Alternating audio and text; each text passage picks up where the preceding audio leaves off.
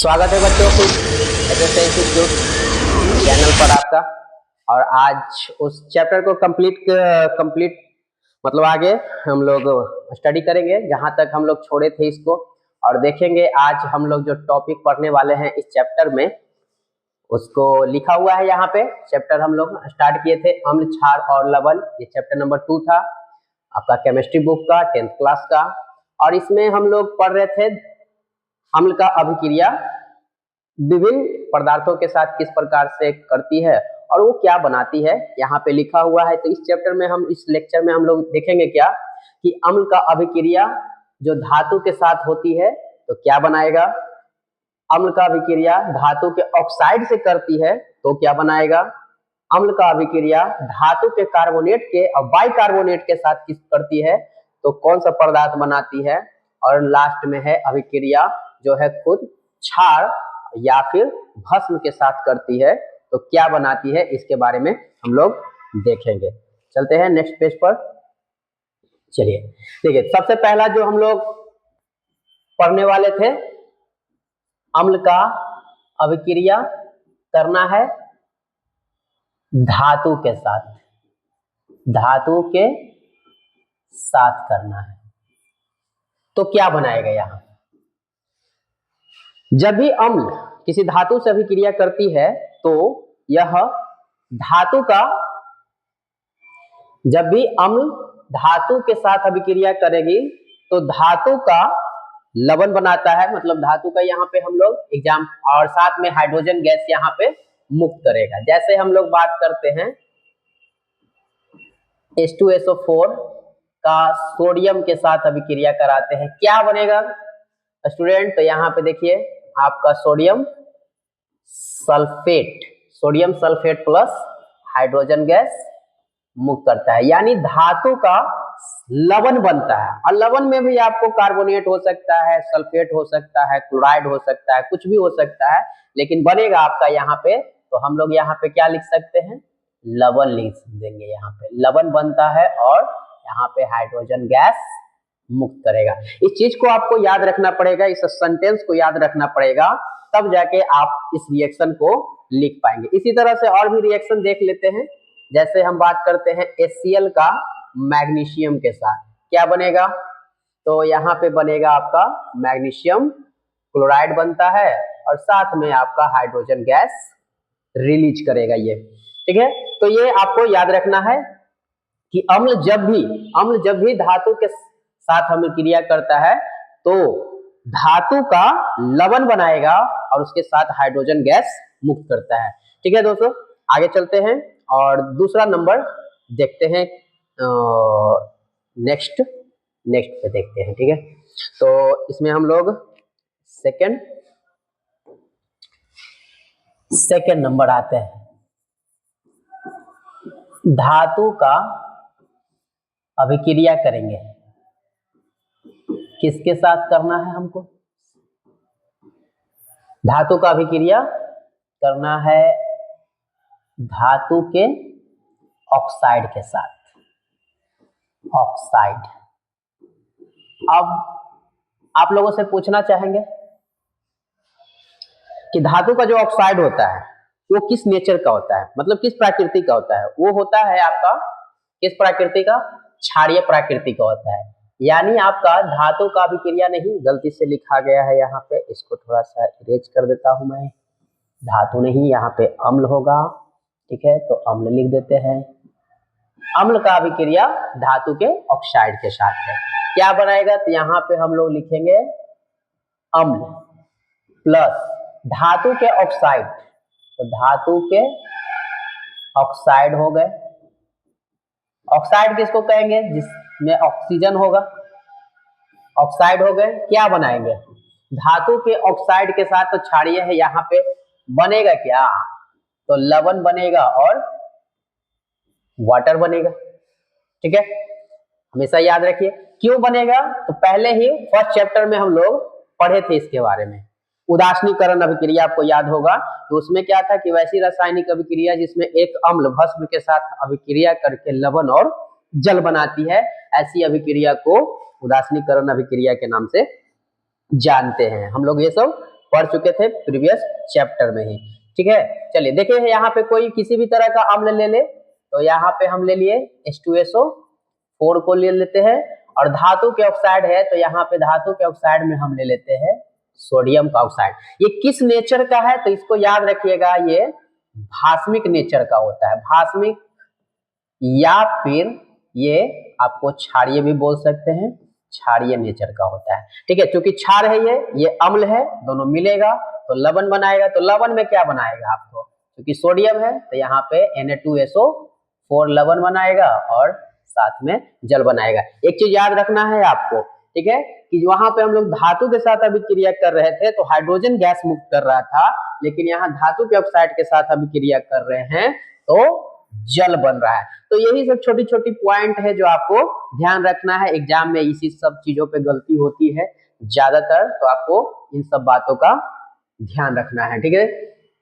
Student, इसमें तो एक अम्ल धातु के ऑक्साइड से अभिक्रिया करके क्या बनाएगी, तो लवण बनाता है और जल बनाता है। ठीक है, अभिक्रिया ऐसे और भी है, यहाँ पे हम आपको बहुत सारे हैं जो इस अम्ल है, यहाँ पे आप साइड में लिख देते हैं, जैसे कि आप H2SO4 हो गया, HNO3 हो गया, ठीक है, HCl हो गया, सबका नाम लिखना है, और CHCOOH हो गया, ये सब कुछ और भी बहुत सारे अम्ल है, इसके बारे में आपको पढ़ना है इसमें।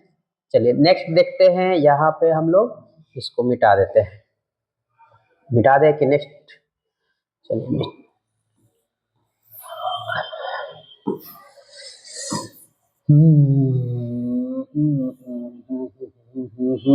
अब है यहाँ पे हम लोग इसके बारे में देखते हैं कहाँ, अम्ल का अभिक्रिया किसके साथ, तो अम्ल का अभिक्रिया धातु के कार्बोनेट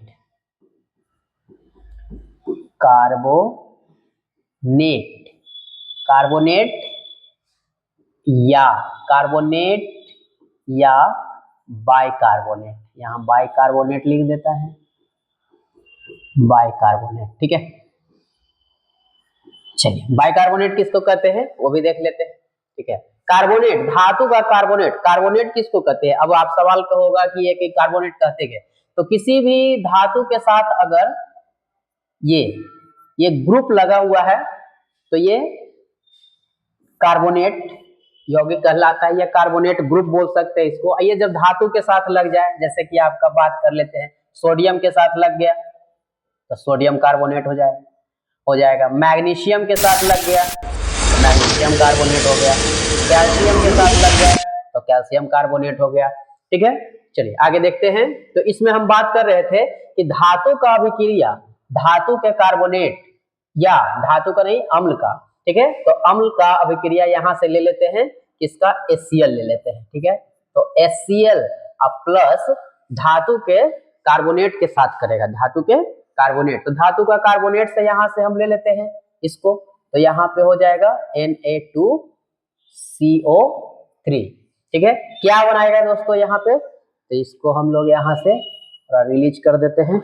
चलिए, तो क्या बनाएगा यहाँ पे, बनाएगा आपका लवण बनाएगा। तो लवण में क्या बनाएगा देखिए, तो यहाँ पे से हाइड्रोजन क्लोरीन है, ठीक है, तो क्या हो जाएगा यहाँ पे NaCl plus H2O plus CO2। यहाँ पे तीन चीज बन रहा है, देखिए तीनों रिएक्शन पढ़े हैं, तीनों में अलग अलग चीजें बनी है। क्या क्या बनी है, पहला रिएक्शन कि अम्ल जो था वो धातु से अभिक्रिया कर रही थी तो लवण बना रहा था और उसमें हाइड्रोजन गैस बनती थी। सेकंड वाले में हमने देखा कि धातु के ऑक्साइड से अभिक्रिया करती है तो लवण और जल बना रही थी। यहाँ पे क्या हो रहा है कि अम्ल जब है धातु के कार्बोनेट से या बाइकार्बोनेट से अभिक्रिया करती है तो लवण, जल और कार्बन डाइऑक्साइड बनाती है। तो इन तीनों चीजों के बारे में आपको याद रखना है यहाँ पे। ठीक है, यहाँ पे मैं लिख देता हूं कि एक अम्ल है, क्या करेगा, तो धातु के कार्बोनेट,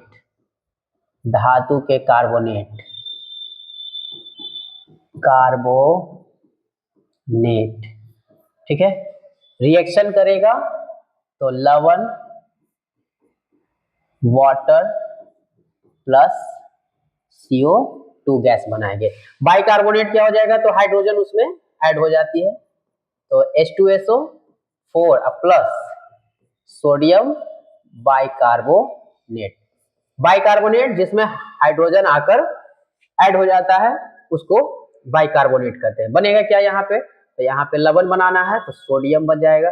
सोडियम का होता है Na2SO4, ये हो गया लवण, वाटर बनेगा। इसको लिख देना है सिंपल, उसके बाद केमिकल को बैलेंस कर देना है, ठीक है, आप खुद कीजिएगा। चलिए, तो इन तीन चीजों को आपको याद रखना है अच्छे से, ठीक है। एक रिएक्शन और है, पहले उसको देख लेते हैं। चलिए, तीसरा है आपका, ये तीसरा हम लोग पढ़े ना, ये तीसरा पढ़े, अभी हम लोग चौथा रिएक्शन पढ़ेंगे। चौथा रिएक्शन जो आपका है, ठीक है, चौथा यहाँ पे कर देते हैं। चौथा रिएक्शन है कि अम्ल का क्षार के साथ अभिक्रिया, क्षार के साथ अभिक्रिया क्या बनेगा, चलिए देख लेते हैं। तो यहाँ पे एक अम्ल है और एक क्षार है। आपको याद आ रहा होगा प्रीवियस चैप्टर, उसमें हम लोग पढ़े थे उदासीनीकरण अभिक्रिया के बारे में। तो एक अम्ल एक क्षार से अभिक्रिया करके क्या बनाती है, लवण और जल बनाता है।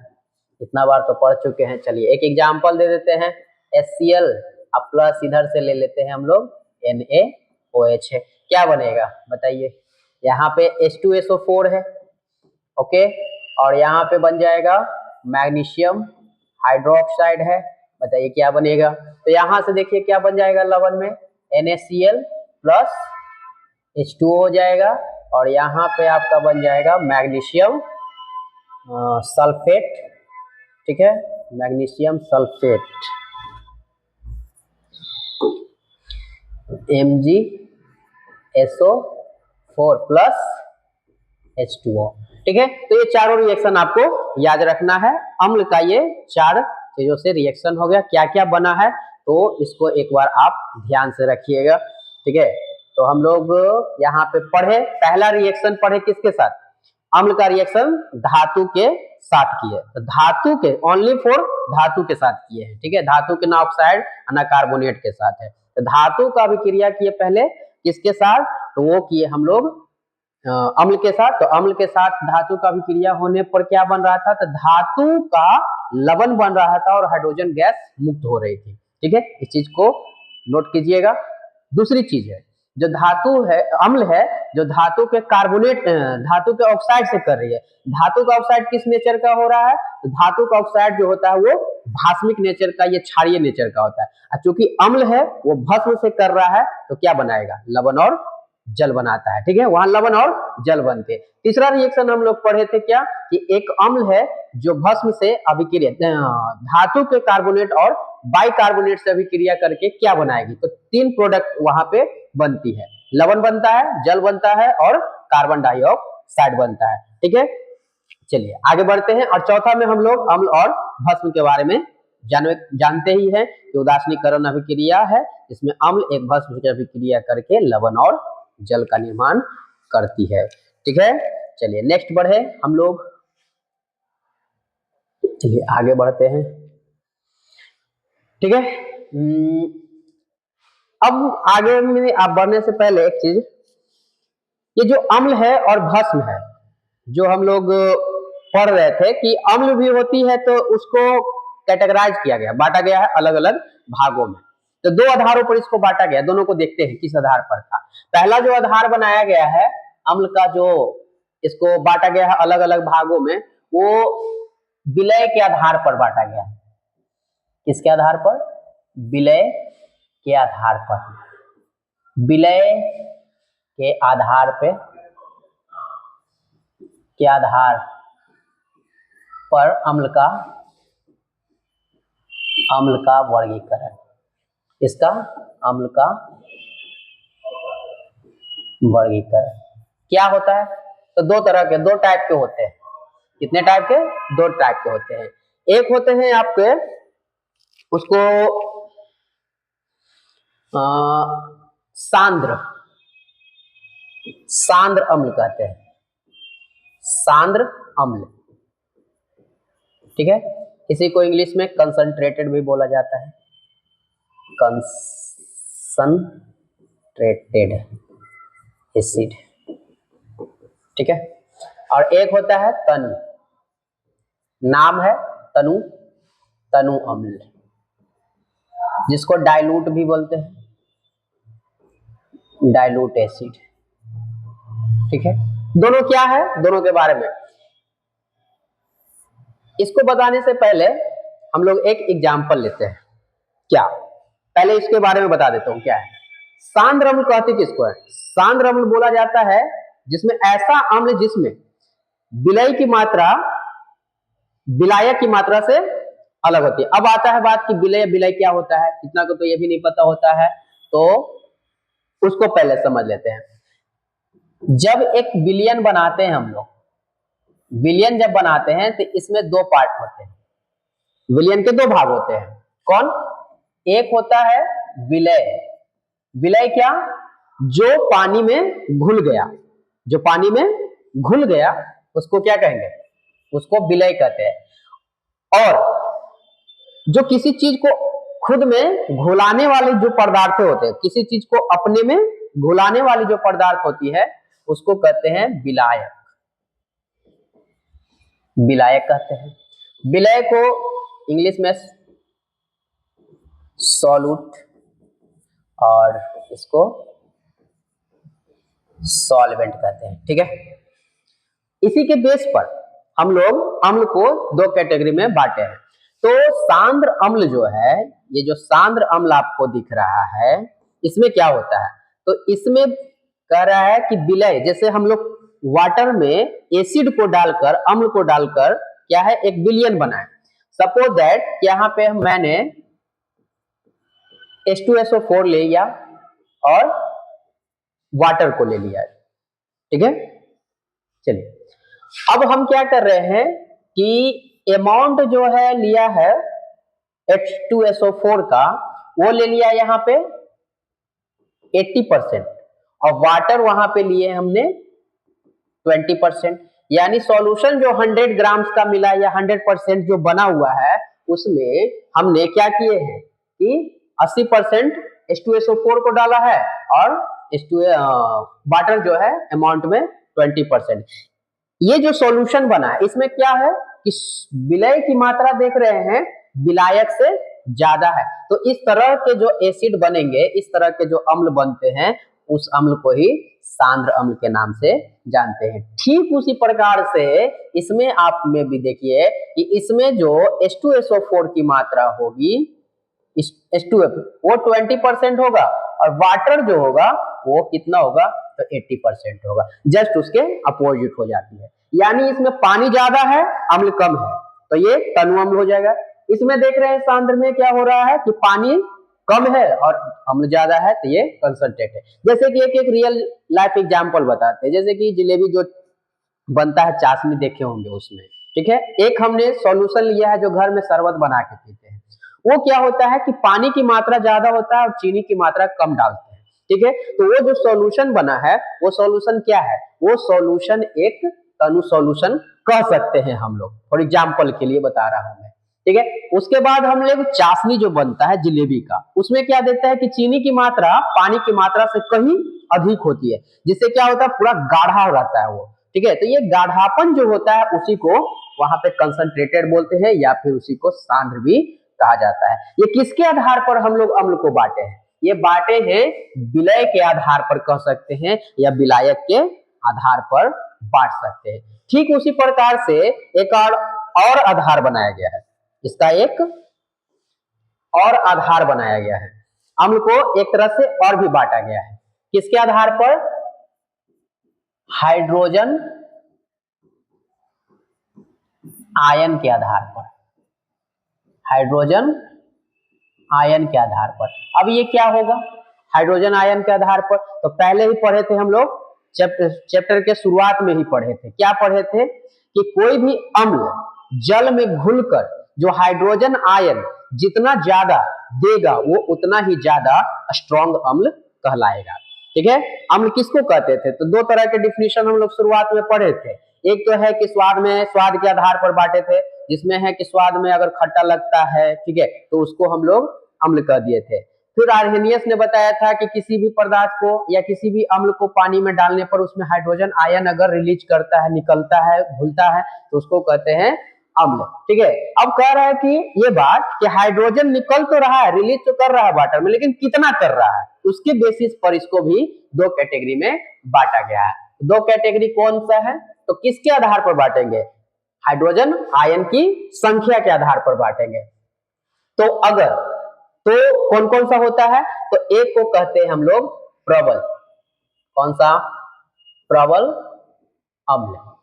और एक होता है आपका दुर्बल अम्ल होता है। अब ये क्या होता है? जैसा कि बताए, प्रबल अम्ल क्या कहेंगे? डिफिनीशन पहले दे देते हैं, उसके बाद इसके बारे में और समझते हैं। प्रबल अम्ल वह अम्ल होता है जो जल में घुलकर पूर्णतः घुलकर आयन प्रदान करता है। फिर से बोल रहे हैं, ध्यान से सुनिएगा। प्रबल अम्ल किसे कहते हैं? वैसा अम्ल जो जल में पूर्णतः घुलकर हाइड्रोजन आयन प्रदान करे। ये शब्द को याद रखिएगा, ये जो लिखा हुआ है पूर्णतः, ठीक है, यानी कोई भी अम्ल जल में घुले और पूर्णतः आयन कंप्लीटली वो आयनीकृत हो जाए, उसमें हाइड्रोजन आयन की संख्या ज्यादा रिलीज हो रही है, तो उसको कहते हैं हम लोग प्रबल अम्ल है। कुछ उदाहरण है, यहाँ पे एग्जांपल दे देता हूं मैं। ठीक है, जैसे कि आपका H2SO4 हो गया, HCl है, HNO3 है। ठीक है, ये सब कुछ अम्ल जो है स्ट्रॉन्ग अम्ल कहलाते हैं। ठीक है, उसी तरह से दुर्बल अम्ल कौन से अम्ल हो जाएंगे?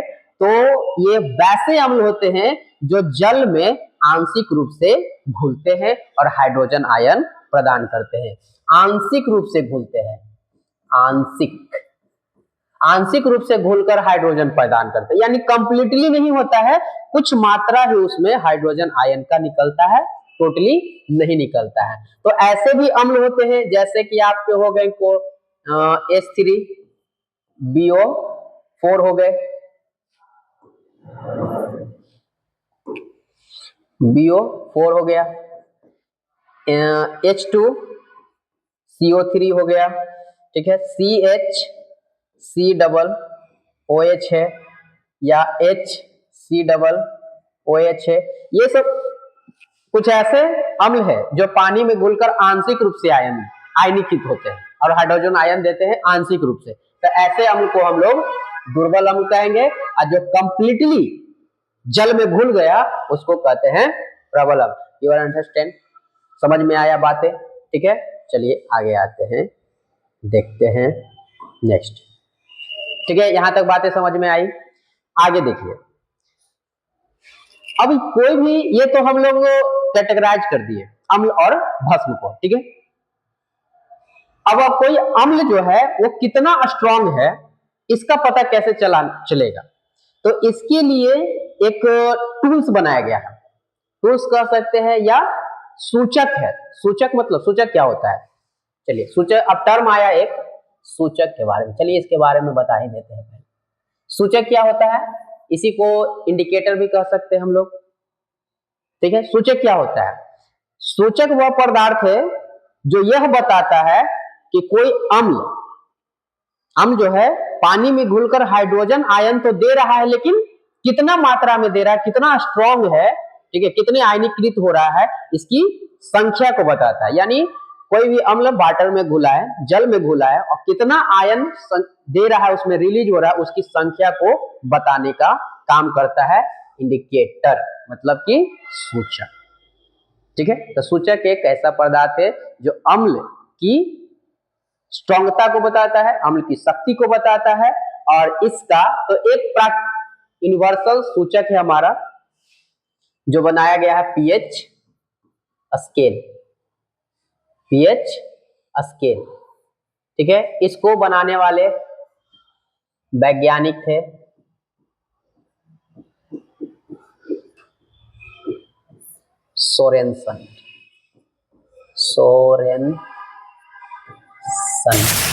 सोरेन, ठीक है, दिए थे। ठीक है, इसका डेट कुछ 1900 शायद 9 है, देख लीजिएगा आप। ठीक है, तो ये क्या है, एक ऐसा पदार्थ है या कुछ ऐसा इंडिकेटर है जो अम्ल की शक्ति को बताएगा।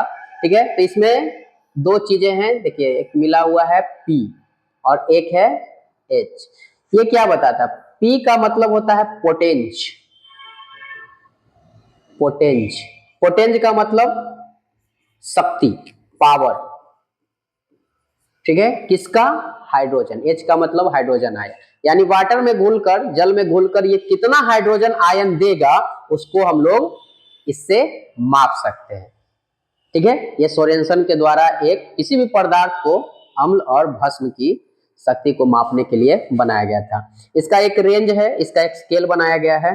चलिए उसके बारे में भी हम बना के देख लेते हैं। स्केल कुछ ऐसा है,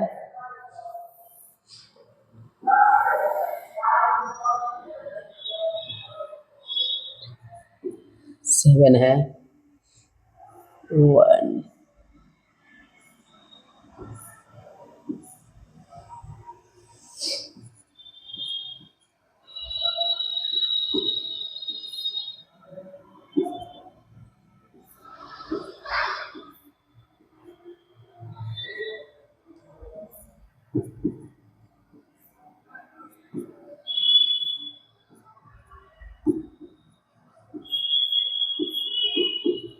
ठीक है, ये आपका पीएच का वैल्यू है, पीएच का वैल्यू।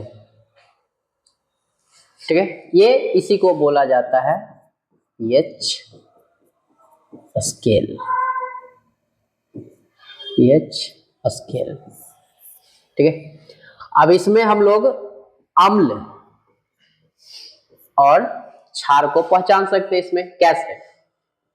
तो अम्ल को पहचाना जाता है इस सूचक के द्वारा। कैसे पहचानेंगे? तो यदि पीएच का वैल्यू 7 से क्या होना चाहिए? कम। अगर किसी अम्ल का पीएच मान 7 से कम है तो वो अम्लीय होगा। ठीक है, समझ गए? अम्लीय उसे कहते हैं। हाँ, और इसमें अम्लीयता का शक्ति को भी बताता है कि पीएच का मान 7 से जितना कम होता जाएगा उतना ही वो स्ट्रांग होता जाता है।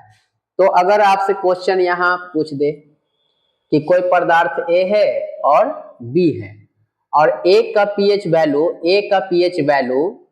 3 है और B का पीएच वैल्यू 6 है, तो आपको बताइए कि इसमें से कौन सबसे ज्यादा अम्लीय है। तो जाहिर सी बात है कि 7 से सबसे दूर आपको 3 है, इसलिए इसका वैल्यू ज्यादा है।